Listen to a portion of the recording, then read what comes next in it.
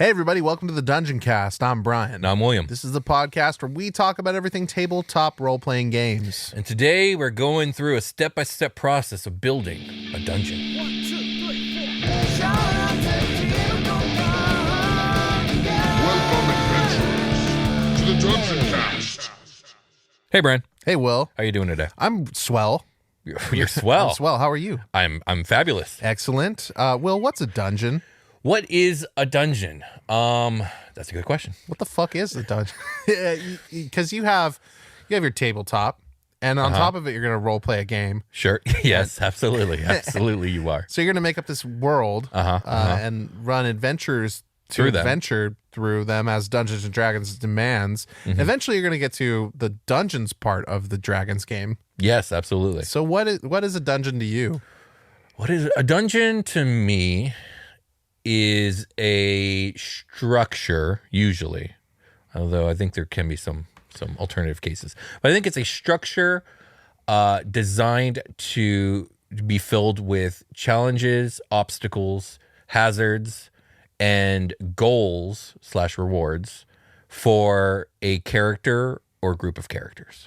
Yeah, I think that's pretty apt. I would That's say what I got off the top of the dome. That's what I got. I would say when you refer to it being a structure, that can be more of like a metaphysical term, I guess. Where there should definitely be structure to it, but what that structure look like? You can have an open air dungeon. You can have an open air dungeon. You can have a maze of like through thickets, the thickest ones. Absolutely, and you can have.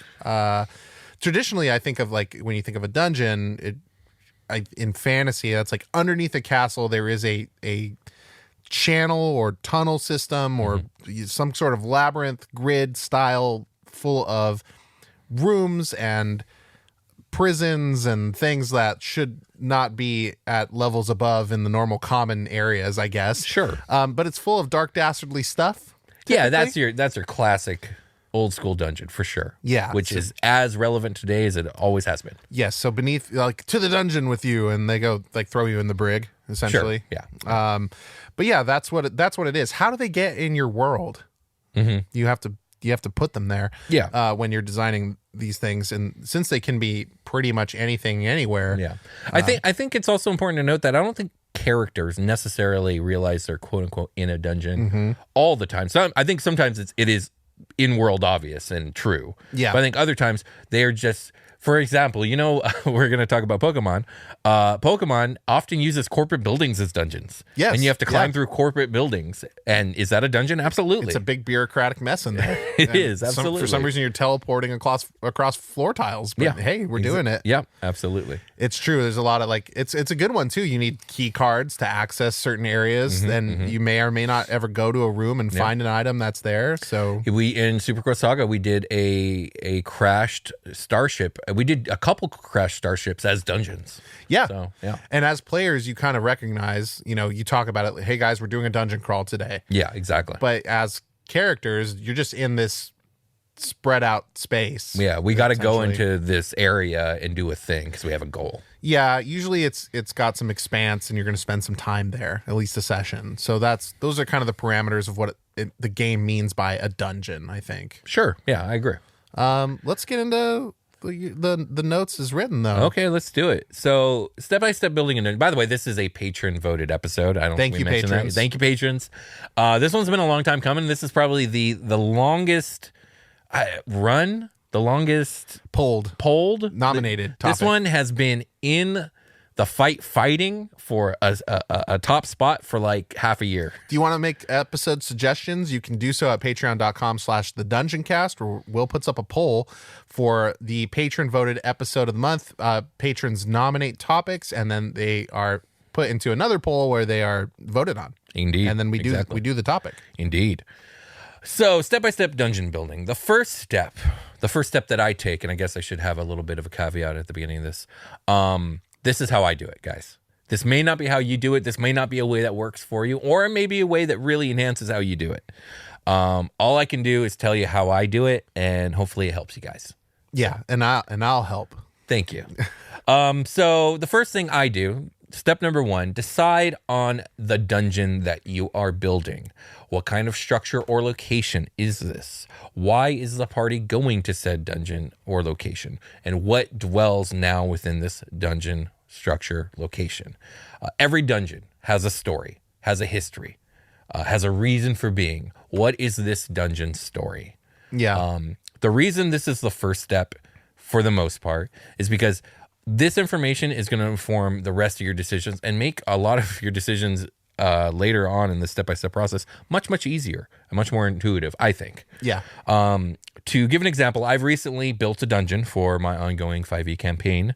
And this dungeon is essentially 2 dungeons stacked on top of each other. The top portion of this dungeon, the front-facing property, if you will, is a temple to the elemental eye of evil, or the elemental evil eye, the elder eye. There's Dune. And it does serve as that, and it is run by cultists, but it is also the protective layer for the real dungeon, which is underneath, which is a secret laboratory where the cultists of the elder eye are performing dark experiments using powers drawn from the environment around them, and that is done through the temple above the laboratory. The dreaded double dungeon. The double dungeon, right?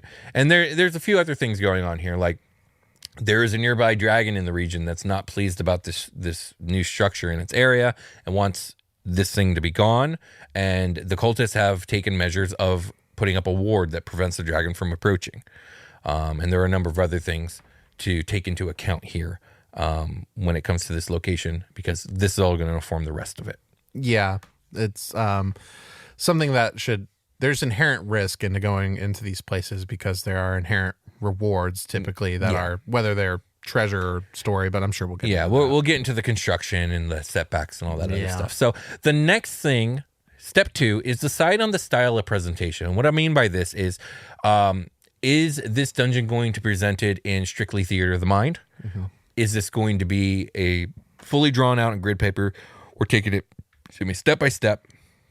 I think this is probably easiest on a VTT. Where definitely is. You have infinite space, because I almost never do a fully drawn out grid map just because I don't have the space on my literal table.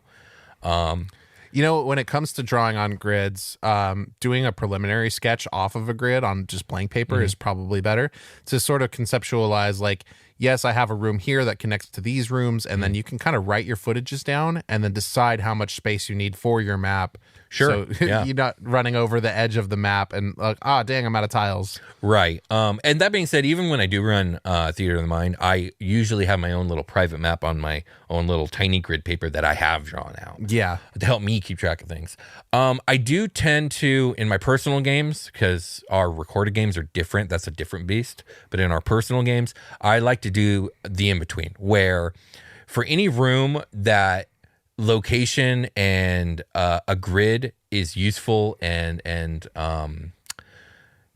useful or even required, I will draw out that room. And for everything else, I will use Theater of the Mind, because I can draw a room on a single battle grid sheet and then swap it out for the next one when it comes up. And I just find that to be an easier presentation, and I think a better one for my game, my table. I will have, like, I did a Mad Mage campaign for a while. It's done now. But I had the map from the book, and that was kind of my personal map. And I would explain the dimensions and of the room to my players, where the doors are and all that stuff.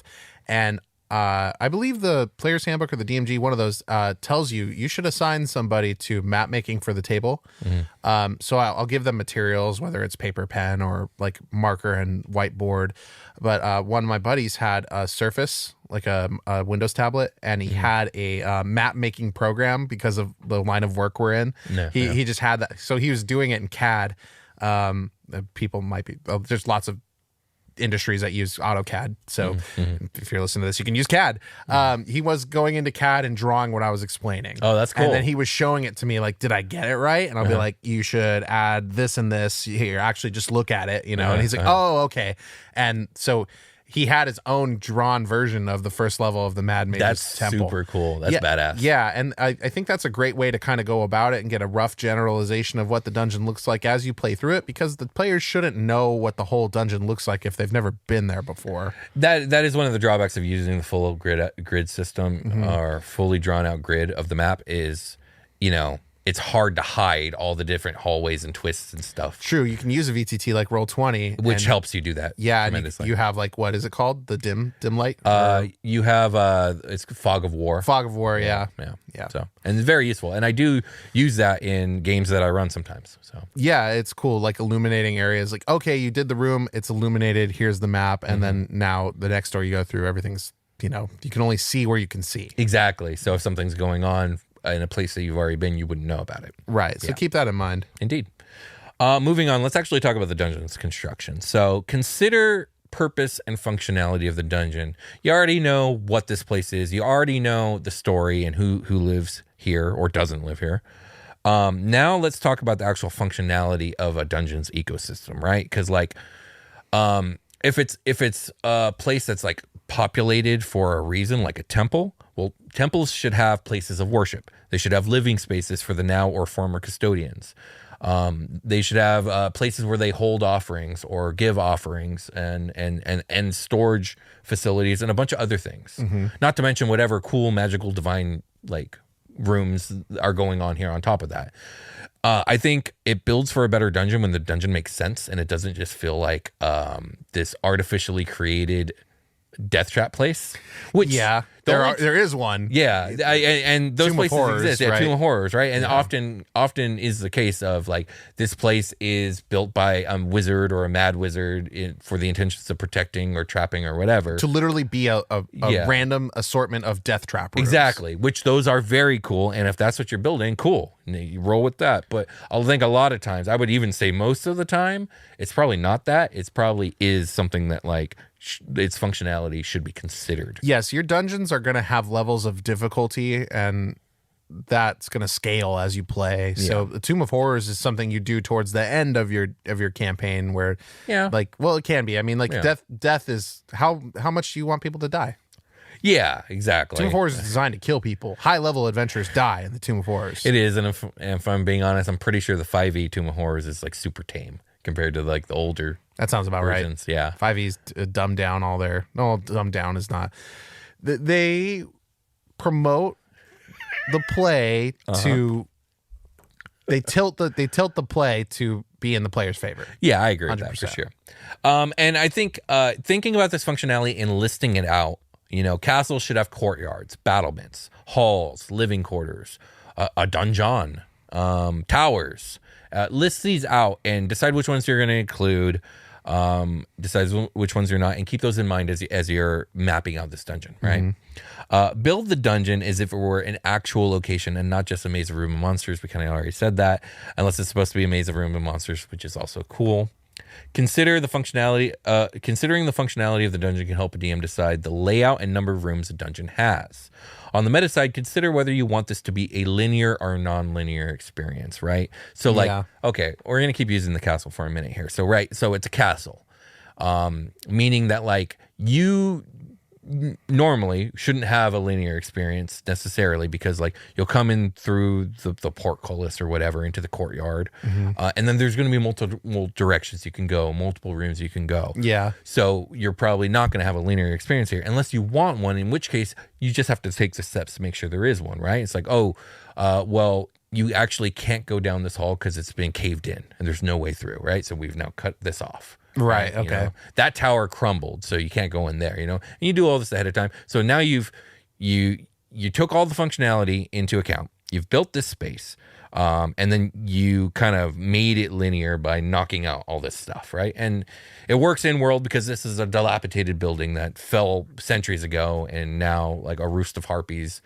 like runs this place or whatever, So yeah, I think you can. there are going to be players that are like, oh, this wall is caved in. Well, I'm a big, strong barbarian, and there's 4 of us, so let's just dig it out. No, you don't understand. The whole structure has collapsed. There's nothing there. They're going to start moving. Okay. They're going to start moving rocks, and then make sure that they get attacked in the meantime. That or like show them that the fruits of their labor are not. Yeah. It's like, okay, well, you moved a bunch of rubble, and now there's just a crumbled, crushed, empty space. It's night beyond. Good job. That too. It's cold now. Yeah, and also you lost some hit die from the exertion. Dungeons in the dark. Yeah, you can implement levels of exhaustion because that your levels of strength imply how much hard labor you can do in a day. Right. You know, like a 10 strength can do 8 hours of labor, right? So if you're doing like way crazy stuff beyond that, then maybe punish them for doing the dungeon wrong. No, I mean, not so much that. It's like just play out show them the what logical really end here. result. Yeah. When it comes to the elemental evil temple / laboratory that I've been building lately, it's pretty much a linear experience because this place is essentially like a gateway to the real dungeon, and it's designed to be traversable with ease by the people who use this place, and almost impossible to traverse safely at all if you're not. And so on top of that, this temple's also designed to be drawing the elemental energy out of the surrounding area. So I have rooms where that process is happening. Right. Got it. And I've tied in that process to the way you can traverse this area. Cool. So, and we'll get into it at the end of this episode. We'll kind of go through my dungeon step by step. Yeah, your dungeon is not necessarily an empty place void of life, right? There's monsters here, but maybe the inhabitants of the dungeon, like we said, there's cults. There's there's functionality here. You might find a room full of like cots. Like this is where people are sleeping. They're not here now because it's 1 p.m. Right. And it's time to go cause fucking mayhem in the dungeon or go dig or whatever it is that they're doing here. There could be a mining operation. Sure. It's all about deciding, in that first kind of in the preliminary stages of what's happening here. Yeah, what's like the story. Like give this place life and make sure it makes sense. Like, is there a janitor? Are there just rats running rampant because there is no janitor? Like absolutely. That sort of thing. Is there a monster in here causing issues for pests so that there is no pests, but that now there's this monster like Otiug, something like that. Yeah, absolutely. So designing the rooms. Once the room, you're going through this room by room, but once the room that you're working on's function has been decided, it's time to design it. If you are like me, you probably look at other more talented dungeon builder maps online for inspiration. Yeah. I do that all the time. At this point, consider the population that resides in the dungeon as well as the type of challenge you're trying to present. Is this a combat room? Is this supposed to be a room with hidden treasure or secrets? Is this a hazardous room that's meant to be a setback? Is this a NPC room? Is this just a room that maybe doesn't necessarily have any of those things, but it has lore that can be learned and make the experience richer, right? Like a room should almost always serve a purpose, except for the very odd off chance you actually want there to be an empty room just to throw your players for a loop. But that should probably be very rare. You want to do that rarely. Yeah, I mean, an actual empty room, it happens. It happens, right? But the thing is, if you just drip empty rooms in there every once in a while, it'll throw your players for, why is this room empty? Like, there should be some here. I don't trust this, and then that can lead, that can lead to somewhere interesting, It's like, oh, we're getting, improv an empty room when you need more time because they're going to make it to the boss too soon. Yeah, sure. You could do that, I guess. I didn't prep the final boss all the way. So here's an empty room and we'll figure something out. Yeah, they'll be in here for like an hour. Yeah. Each room, in my opinion, should have at least 2 of the following aspects: lore that can be discovered, a mechanical challenge or combat, a puzzle, and a reward. Unless it's an empty room, which we already just discussed. Yeah. So the way I've designed this elemental temple is essentially, in order to get the party, in order to traverse into the deeper depths of the temple, are going to have to deliver 4 elemental spheres to a particular pedestal location, right?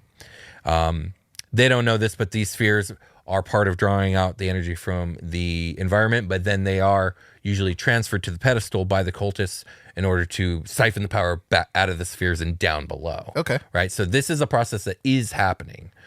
They're going right now. They're charging, and they're each charging in a different room, and each room is going to present a different challenge. And once they have all the orbs, they'll be able to put them into the pedestal, which will start sucking out the energy, and then open the way for them to go down into the leopard. Yeah, this is a great way to have like 4 cardinal direction dungeon, and you meet at a fifth location. Like, Right.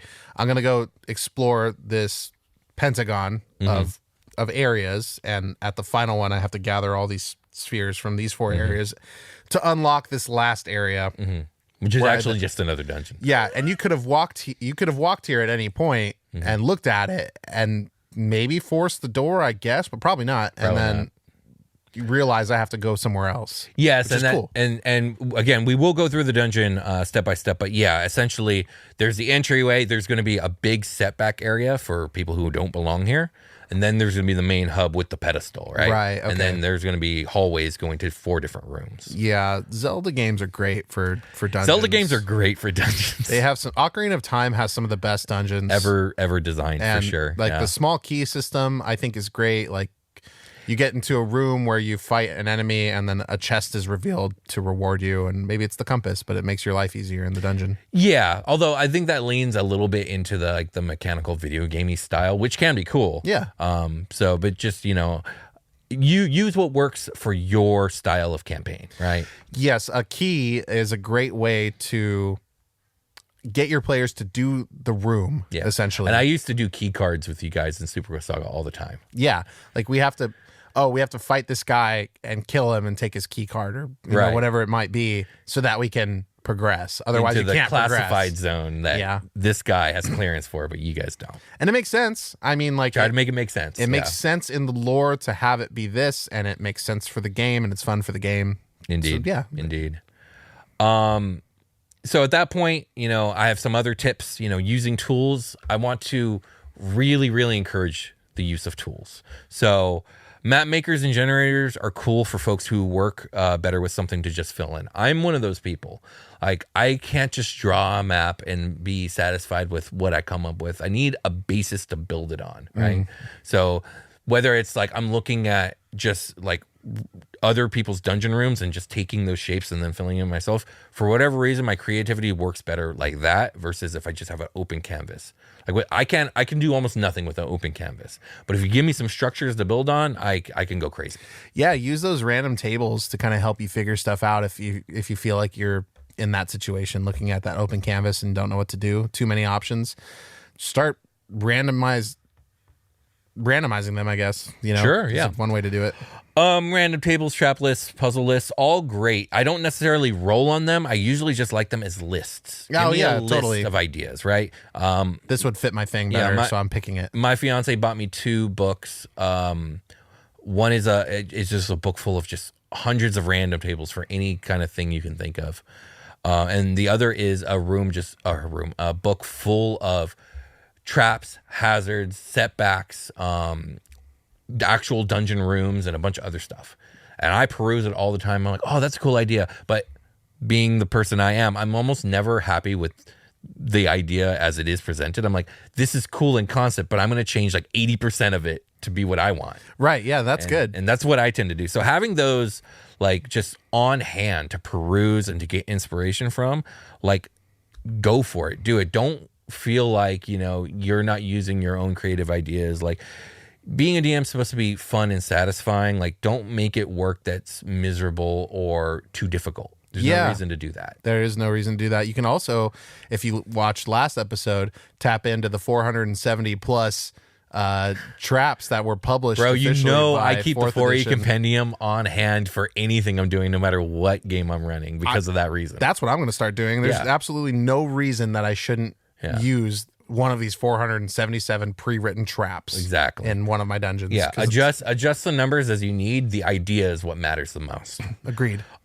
Speaking of ideas, draw on rooms or encounters from games, movies, or live plays for ideas. Like, gain inspiration from the things like we were just talking about Zelda, right? Yeah, absolutely. That was yeah. my touchstone for dungeons and fantasies. Zelda. Absolutely. If you want to build a dungeon where like the main progress is through this web pit, that like you guys can't slice through, and you just need to get something big and heavy to fall or jump down and stretch it out, and so you can get to the next level. Yeah. Make that. That's the first dungeon in Ocarina of Time right there. Just jump from a high on height and break through that web. Yeah, and then hopefully you fall into a nice cushy pool of water. You know, of course, you'll be able to perception check that there is water below. So you'll be okay. Yeah, exactly. Use the game. Yeah. So, you know, I don't know.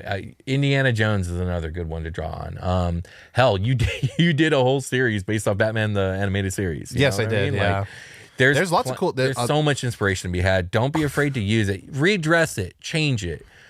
Maybe don't use it like, you know, beat for beat, but like definitely use it for inspiration. Use the structure, build upon it. That's what art is anyways, right? Yeah. We're just building on all the things that we learned or experienced and like making it our own. It's okay. What we're saying is it's okay to lift from things. Yeah, like you've seen some messages. Yeah. People ask us if it's okay if they lift an idea we say on the show or an idea that they heard or saw on Super Quest Saga. I'm like, yeah, dude, fucking go for it. Yeah, man. we Like, appreciate you asking, but like the reason the show exists is for stuff like that. Like, Exactly. please use this to run it. I'm honored. Yeah, actually. exactly.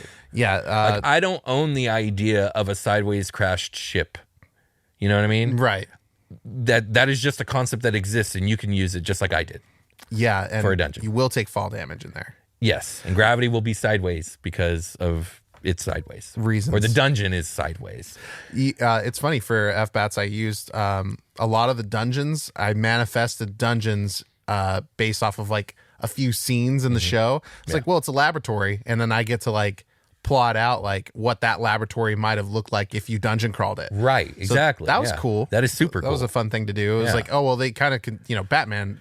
Those episodes are fast. They got 22 minutes to show you. Oh yeah. You know, Phoenix Labs, and he just busts in there and, you know, then gets attacked by the cops. Probably Yeah, of course. He's Batman. Gotham PD's just fucking worthless. So this may not seem like a super comprehensive step-by-step dungeon building process so far. And I apologize if that's what it seems like. We're going to take a short rest. When we come back, I am going to go through this dungeon step by step. I even have like I took snapshots of the dungeon rooms, which I'll try and include in the video portion of this episode. And we'll just kind of go over me going over this process for each room. Right. So you can see it in action. And again, this is just how my brain works and how I do things, guys. I hope it helps you. Let's take a short rest. Okay. It's the grand adventures of Ilian and Beard. Ilian, are you all right? Things got weird. But I don't know, Ben, but I have stopped referring to feet as squares. yeah, that's a good start. Yes. Start. So I think it's possible that whatever the fuck that was, we're finally okay. Okay. Well, just remember, just calm down. It was take like deep we breaths. entered a fourth dimension, a fourth edition of reality. It's like, But we've exited it.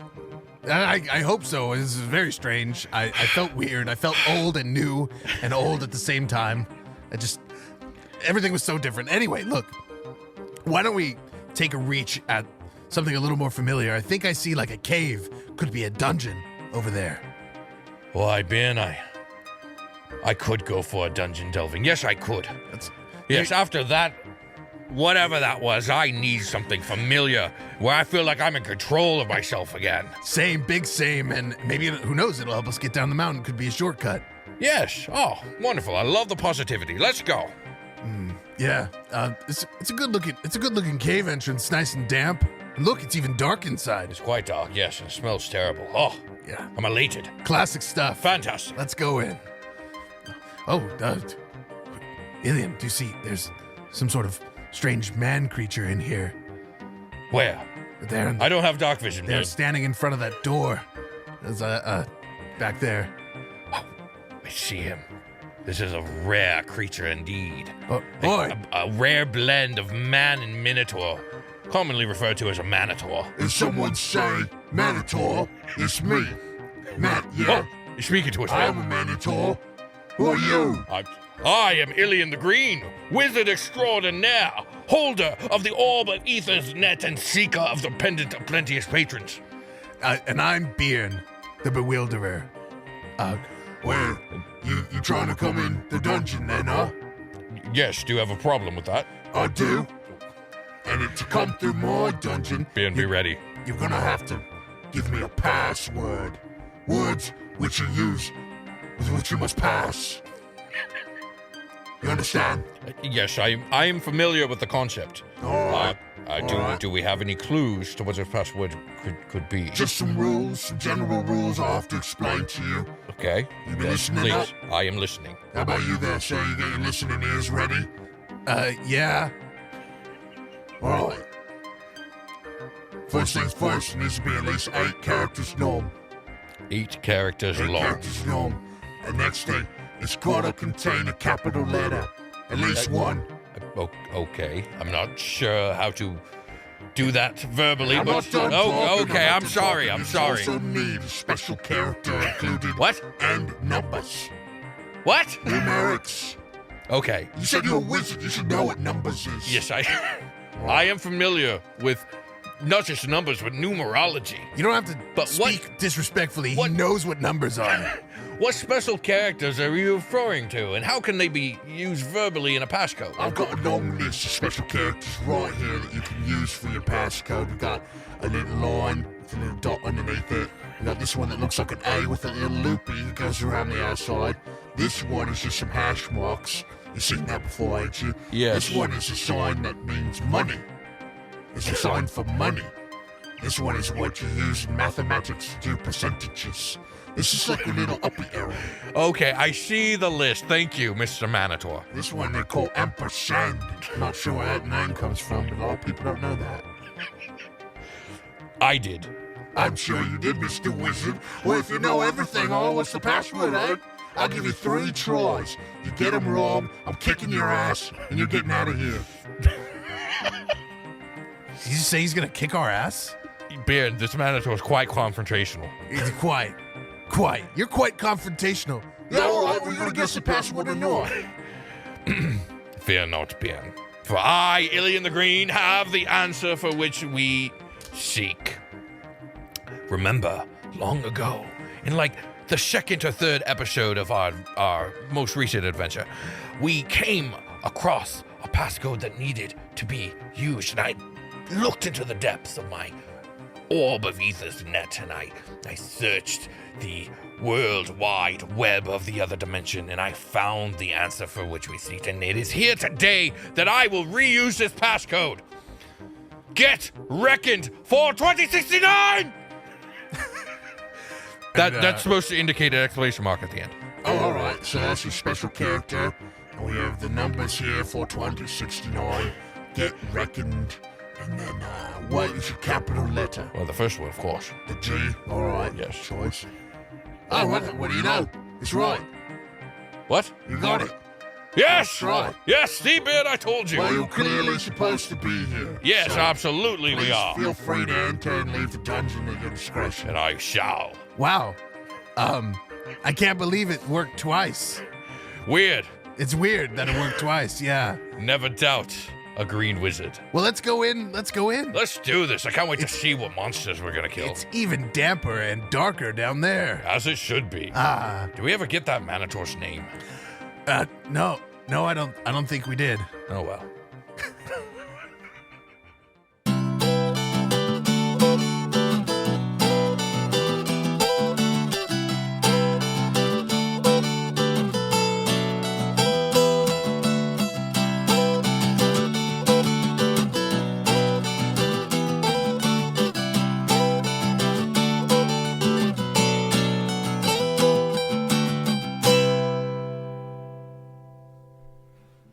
We returned. Indeed we have. We're fucking back. Indeed we are. We're fucking back.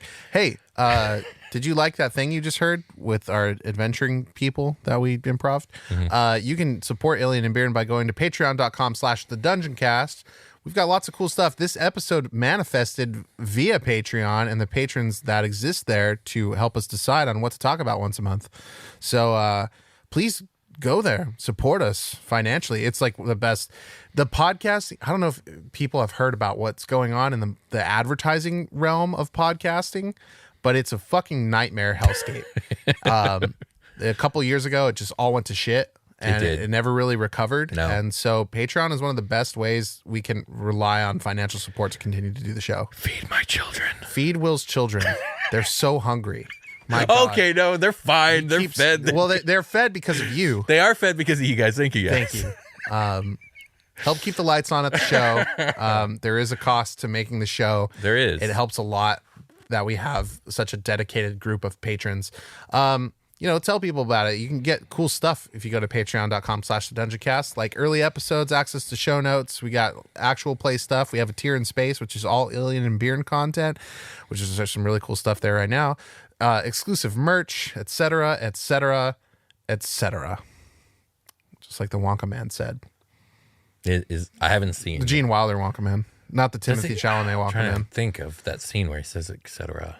It's at the end where he's yelling at Charlie. Okay. Spoilers for the old ass Willy Wonka. Dude, that movie rocks. Yes, the it does. old ass movie rocks. It's a musical. I just never really It is. like conceptualized that all the way. I'm also a big fan of musicals, so yeah, and Gene Wilder in general. I was like looking at a catalog of stuff my dad liked growing up. I was like, why is my dad into musicals? I think he is. I think he is. He never really came off that He's way, like a and I never closet really musical yeah, guy. I never realized. And then one day I was listening to opera all randomly. I was like, oh man, my dad likes musicals. I think my dad likes musicals.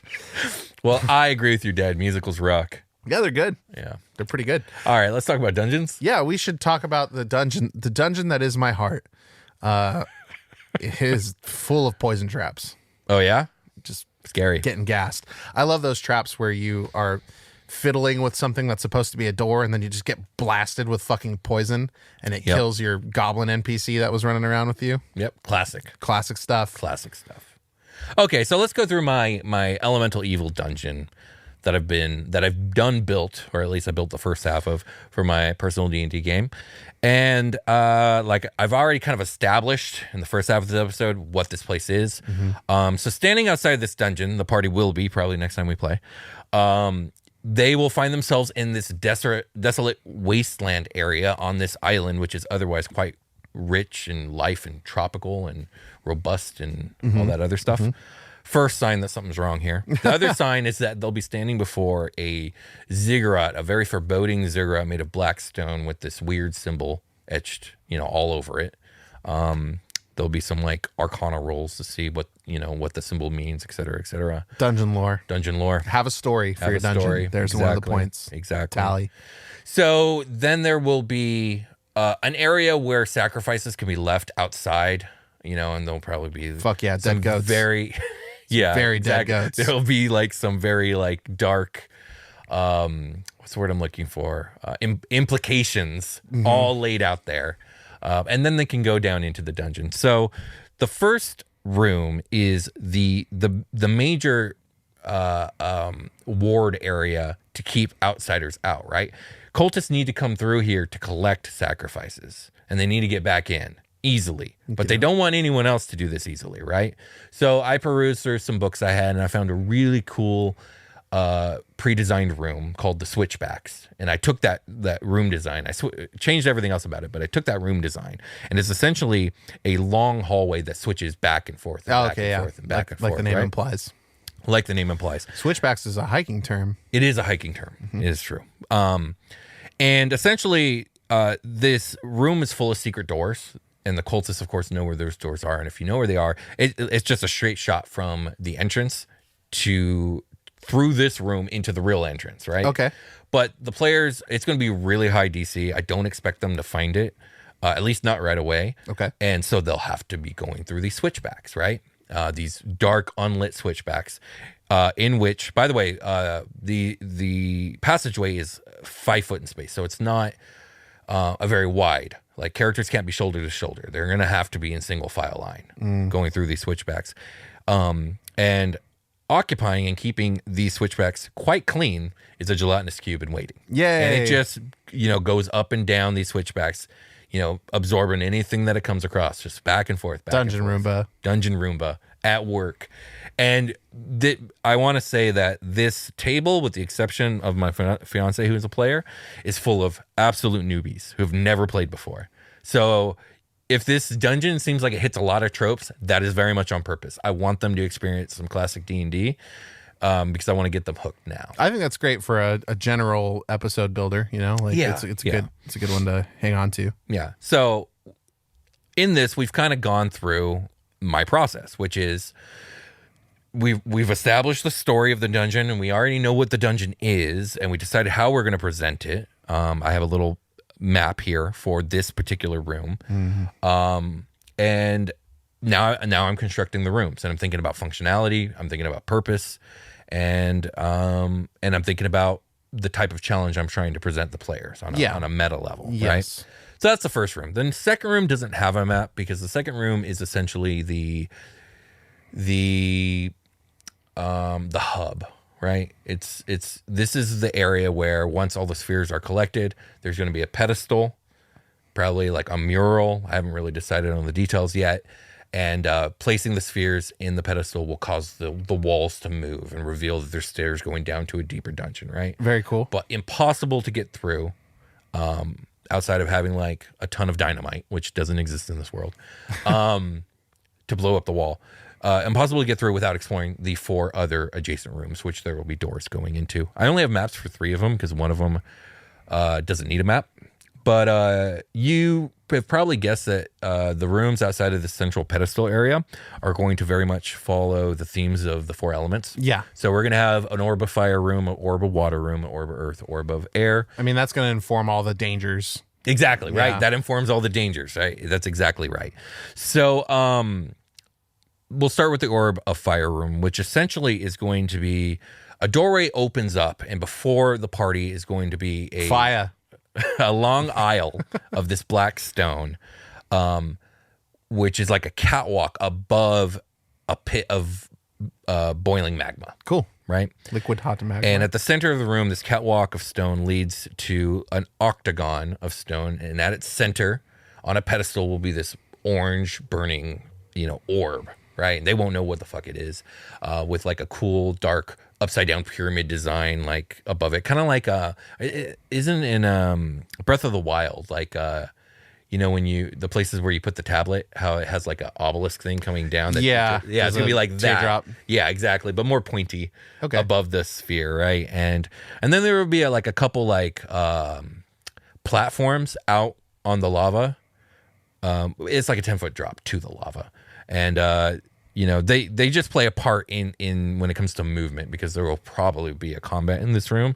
Basically, there will be a riddle that will need to be solved based off like button inputs. Okay. And if they fail, it's going to cause the room to become locked and the lava to rise, and then fire snakes are going to jump out, and they'll have fire snake combat. Fire weirds. Yes, and if they do get it right, they'll be able to take the sphere. If they kill the snakes, they'll be able to take the sphere.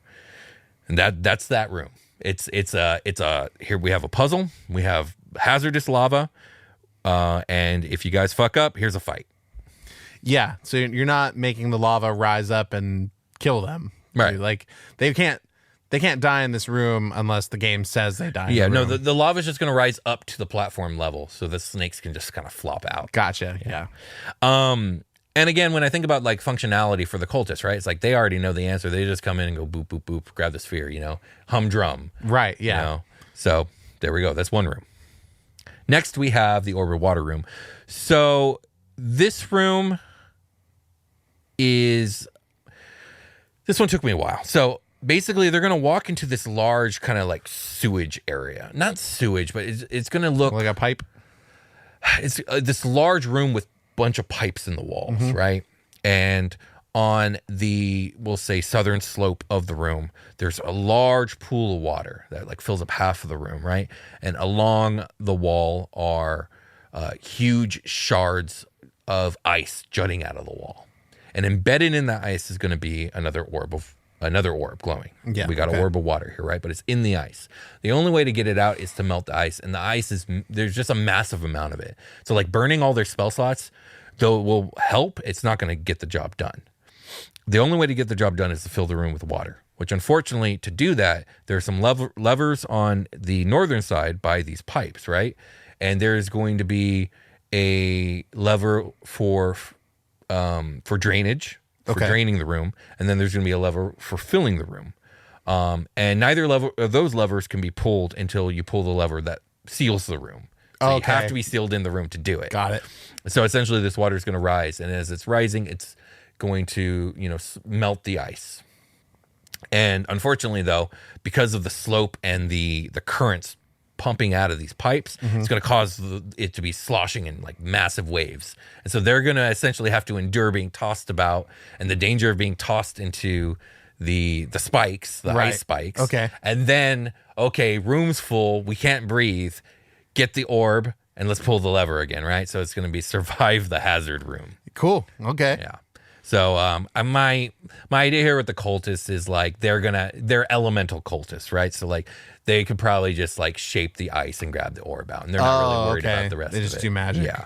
Like these levers are more like do in case of emergency. Like this is our backup for when we're out of slots. Got it. Okay. All right. So now we can move on to the Earth room. I was reading through another book I had that was like talking about traps and hazards, right? And it had this really cool idea of like a room itself being a living organism. And so I took that idea and I rolled with it and just kind of reflavored it into earth elemental flavor, right? So they can walk into this room.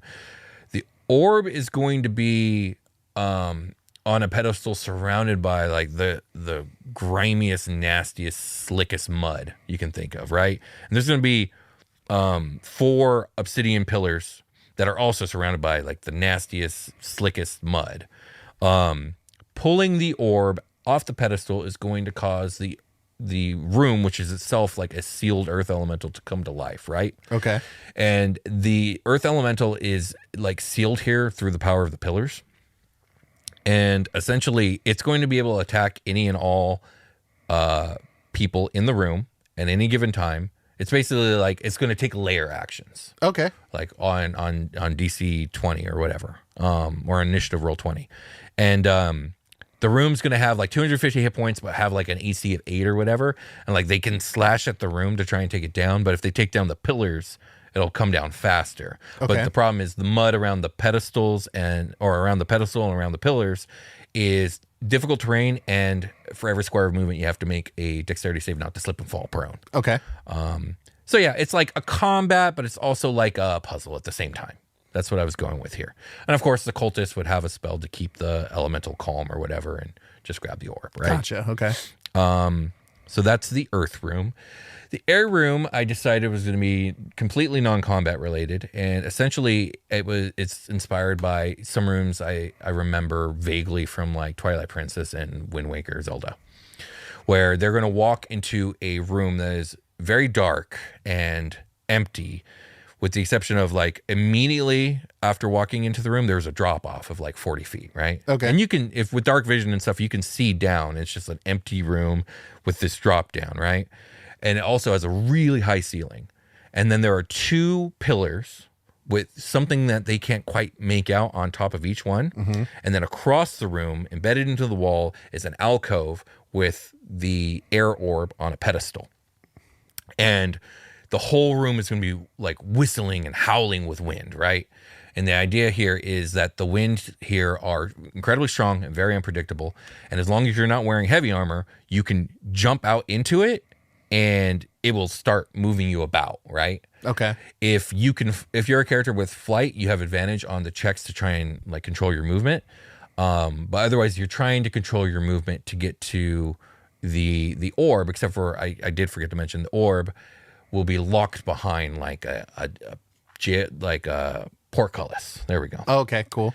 And the portcullis will be like super, super heavy, so no one's lifting it, right? And on the 2 pillars will be devices that will require strength checks to maintain engaged. And when both are engaged, the portcullis will lift. So the idea here is one character needs to get on one pillar, another needs to get on the other, and they need to engage the devices, and then a third character needs to get up there and grab the orb. Right. And then they all need to find their way back. And of course, failing saves will lead to fall damages and stuff. So it's just a hazardous room. People getting trapped behind the portcullis momentarily. Exactly. So they can resync their pulls. And the cultists, I picture the cultists all wearing like these goggles, and these particular goggles like can literally see the wind. So like they can just guide themselves through the wind as they need to in that's this cool. particular room. Yeah. Okay. Sweet.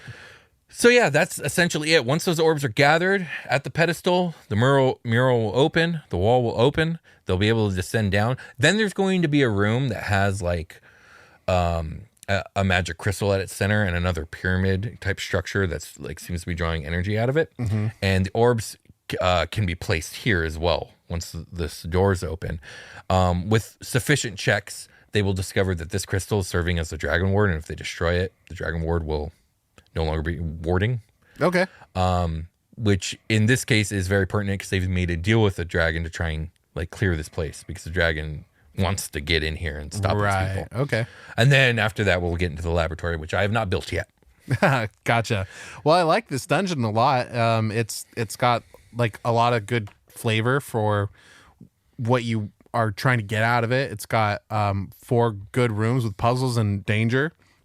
Players are going to have to rest in between if they fuck up real bad. Yeah, sure. And also, I wanted to give them an opportunity to take a long rest without having to reasonably worry about getting caught. And they won't know this, but if they take a long rest, I've designed it in such a way where the cultists come here every 24 hours. So basically what I'm going to do is like I will allow them 1 long rest, but if they take another, the cultists are going to show up. Right. Okay. Yeah, that's cool. I had a dungeon area where you would get attacked by like a repopulating dungeon if you spent too long in it, which is rests. Exactly. Putting places in your dungeon for players to rest is important. Depending on the style of war of attrition you're trying to run against them. Yeah. So maybe you don't want places to rest. Maybe you want risky places to rest, or maybe it's okay for them to short rest through this place. Yeah, but exactly. Too many abusing the long rest is something that is problematic. There should be consequences for long resting. Absolutely. And that's all I got. That's how I build a dungeon. That's the dungeon I built using the same steps that I said before the short rest. I hope it was helpful, guys. Let me know if it was. I guess let me know if it was, and I'm sure you will. And with that being said, I think we can get ready for a long rest. Yeah.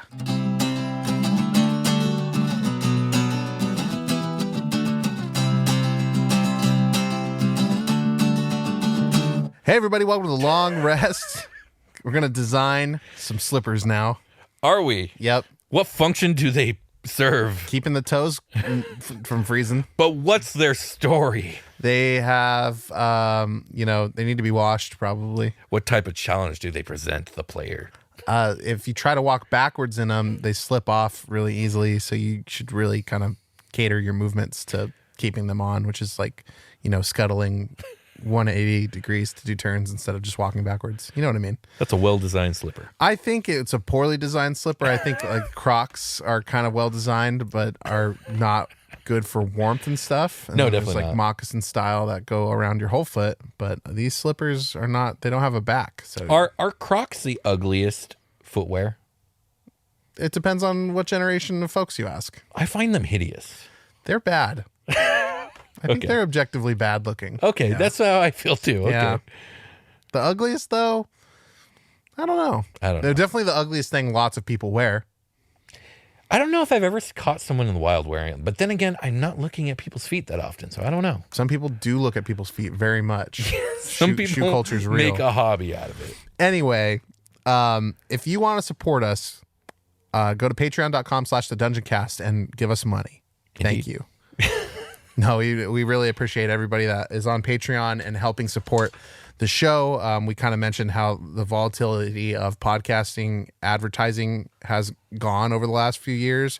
And, if you're paying half attention, the economy do crazy stuff all the time. So we really appreciate the networks we're a part of, and we try to monetize our show on YouTube. But the best and most reliable thing that we have in our arsenal in terms of, helping keep the lights on here is you guys that go to Patreon and help make it all possible. So we want to say a big thank you. It's been a lot of fun watching you guys vote on different episode topics and all that good stuff. And to see these last two episodes, these topics come to fruition, has been rewarding. It's like, finally it happened. We've talked about 4th edition. It's been explained. Yeah, we can point people towards that episode now. Yeah, now a dungeon has been built, and that's cool. We have, like I said, we've got other dungeon-esque episodes, but it's always good to do sort of a Dungeon Masters from the floor up with unique perspectives. So thank you guys so much for your participation. If you're interested, please go, we got links below and all that stuff. It's patreon.com/thedungeoncast. We've got early episodes. We've got show notes that you can read. We've got actual play content that you can listen to. We've got Ilian and Beern centric content that we are making on the regular, and exclusive merch. The list goes on. So, we've been working on it for years. There's lots of stuff in there. I've got a few more people to read out for shout outs. Here we go. We got Corey Crememeyer. Thank you, Corey. Woo. Thanks for the upgrade, Corey. We got N Famous. Thank you, N Famous. It's Infamous? Infamous, yeah. Thank you, Infamous. We've got Heath Stevens. Thank you, Heath Stevens. Annual subscriber. We have Javier Camps. Thank you, Javier. Woo. Oh, thank you guys so much. It is an honor to have you on board. Please go check out your bonus content. We split the shout outs between these two episodes because we did them back to back. So, from my list, I read half last episode, half this episode. So thank you guys so much once again. We're going to go ahead and pass it over to pre-recorded us. Thank you, past us, for recording that beforehand. We got Drakenstar news. What is it, Will? Starseeker's Guide to Drakenstar, the backer kit is finally closed. No longer taking pre-orders. Thank you, everyone, for supporting it. We raised just enough money to get all this done, and I'm very proud of it. I can't wait to get it into your guys' hands. This last week and a half, I have been battle testing for hours and hours on end between all the starships and making tweaks and adjustments. We should have this thing finished when it comes to the writing and editing by the end of June. Hopefully, we'll be looking at the formatting and design done by the end of July and production beginning in August. Very excited. And thank you guys again. Can't wait to give you guys more news as things develop. Yeah, congratulations, Will, on getting that closed out, and good luck on the next upcoming stuff for you. We've got a new merch shop that is running in tandem with our old merch shop. So the old merch shop is still around, but you can find the new merch shop at babayagasyardsale.com. Indeed, where fan of the show Dustin is the artist and curator and owner of the store, and he's been making some really killer Dungeoncast content on there. The Bahamut's Gym and a couple of the Demogorgon ones being my favorite. We have more coming in the works, but if you have not checked out these designs, I highly recommend you go check them out because they look super cool. Link is in the description. I've never been so excited about Dungeoncast merch before. We need an ooze Roomba.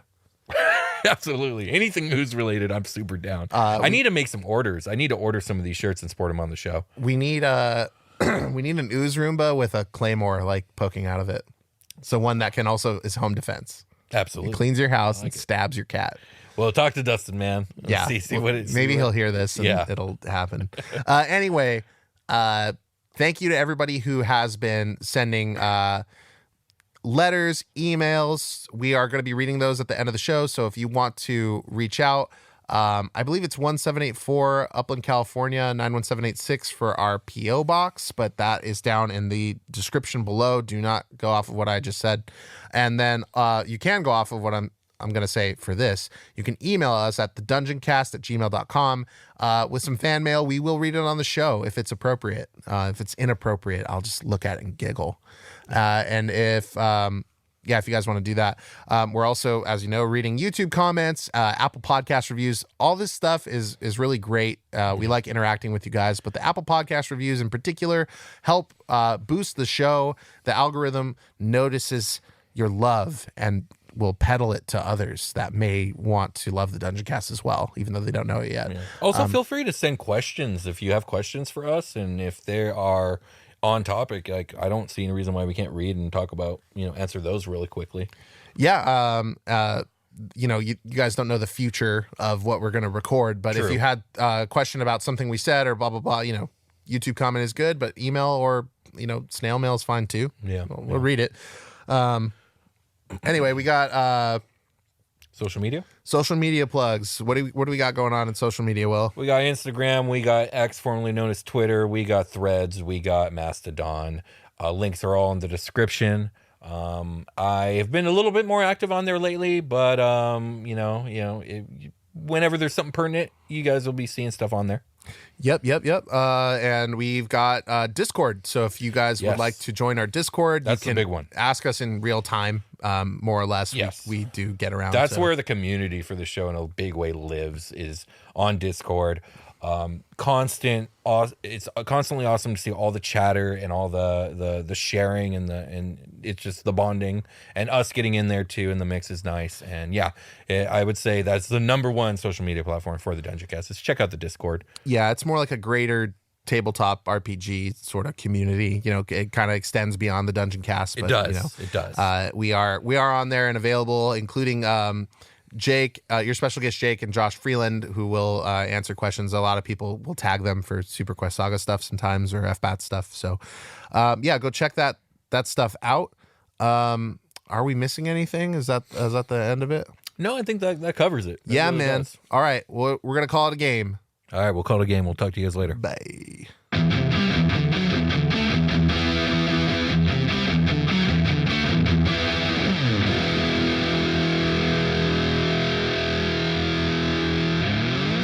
The Dungeoncast.